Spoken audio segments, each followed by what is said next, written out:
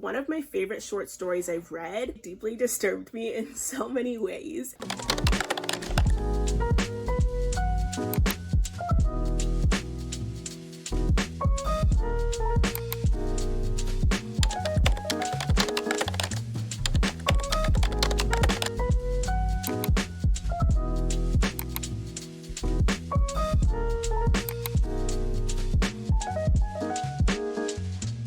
So you've been in a reading slump for a while and you are desperate to get out of it, especially before the end of the year when we're coming into cozy season and it's such a great time to read. I know for me, I love to have something short to read in between reads when I might feel like I'm getting into a reading slump, or when I just want something light and easy to read that I can read in one sitting. I will usually be drawn towards a novella. I did a challenge earlier this year where I read 100 novellas in 100 days, and while that was an extremely hard challenge to complete, I'm really glad I pushed through and actually finished it. It was such a fun experience to read so many different genres in little bite-sized pieces. I read so many books, so many types of books that I never would have read if I hadn't done this challenge. And now I kind of feel like I'm a little bit of an expert on novellas. So let me give you recommendations for 10 novellas that you can read right now in one sitting, but still really get something out of the experience. Bloody Summer by Carmen Machado, which follows an investigative journalist looking into a mass killing of a bunch of local children in a Pennsylvania town that has a lot of secrets. There is a connection to these childhood playground clapping games and tigers, which have been spotted in the town for many centuries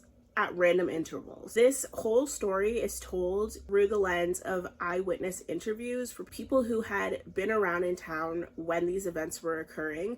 Some of them are a little bit more reluctant to talk than others, and some of the narration conflicts some of the other stories, which made it really exciting to try and piece together on your own. This was very fragmented and eerie and very weird, and the random tiger sightings kind of made it even stranger, and I had such a good time reading this. It really stuck with me even all these months later. Six Deaths of the Saint by Alix Harrow really dives into mythology and the strength of women. It features a war goddess who visits a servant girl at her home and essentially urges her to fulfill her destiny. That little servant girl grows up to be the goddess, and she has spent an eternity raging wars for this prince, turning him from a prince into an emperor, and she's destined to repeat this cycle over and over and over again unless she can break free of it. This is such a gorgeous and heartbreaking story. It really tells a story of loyalty,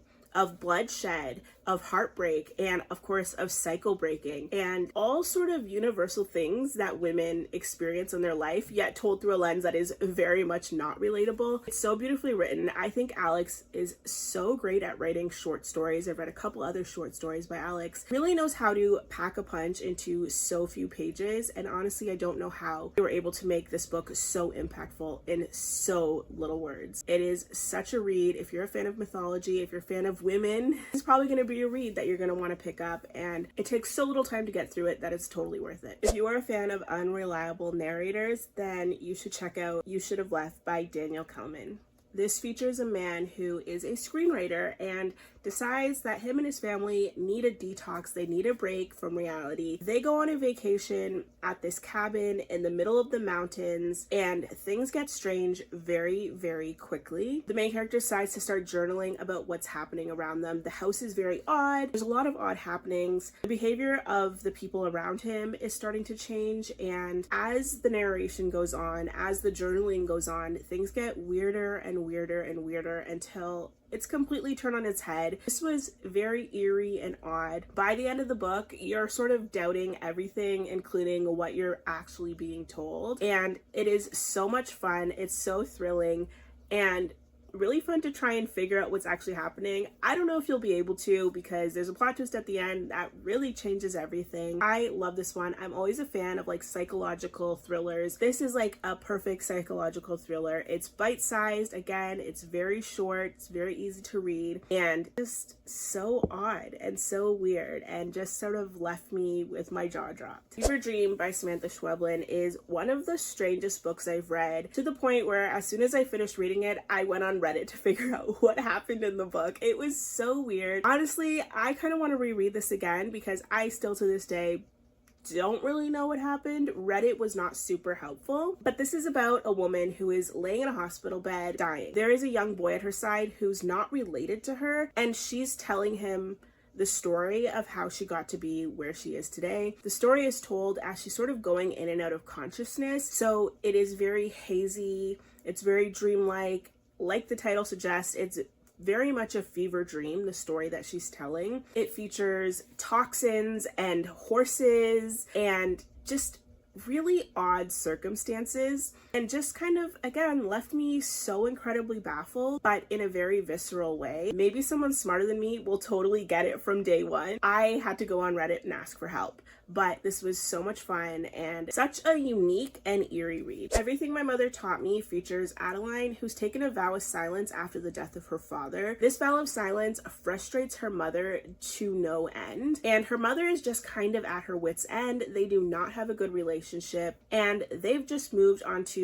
a stranded lighthouse island where a couple other families live. They are the keepers of the lighthouse. Adeline is keeping a lot of her mother's secrets, but because of this vow of silence, she's not able to express them to anyone. And one day when one of the people on the island goes missing, Adeline takes it upon herself to help solve that mystery. This was really, really good in an unexpected way. It really showcased that very tense relationship between mother and daughter, and I really appreciated how it was told through the lens of someone who's not speaking. This one just stood out to me. I think it's such a great little read. It's a short, fast little mystery with a really satisfying ending and really beautiful ocean and island imagery. Death Row is a little novella by Freida McFadden, and I will admit that Freida McFadden and novellas and I do not have the greatest histories, but I think she kind of redeemed herself with Death Row. This features a woman who is on death row for killing her husband. As the story goes on, it's sort of telling how she ended up there. One day in the visitor center, she sees a man with another inmate who looks exactly like her husband. This sort of unravels the entire story as we know it. This was really surprising, really quick to read, and honestly, so much better than any other novella that I've read by Freida McFadden. This is definitely worth checking out if you're a fan of Freida McFadden, or if you're looking for a plot twist that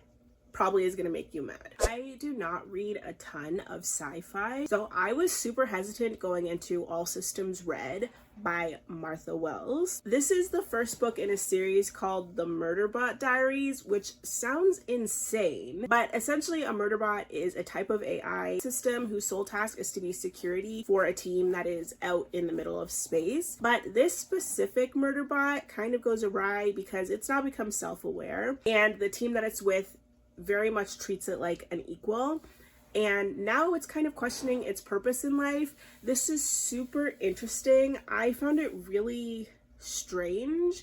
Again, I'm not that much into sci-fi, so I really didn't know what to expect, but I ended up really enjoying it and even continuing on in the series. I think this is definitely worth checking out, and now it is a series on Apple TV starring Alexander Skarsgård. I'm really excited to watch it. I just want to finish out the series first, reading them, but I think it's going to be really good.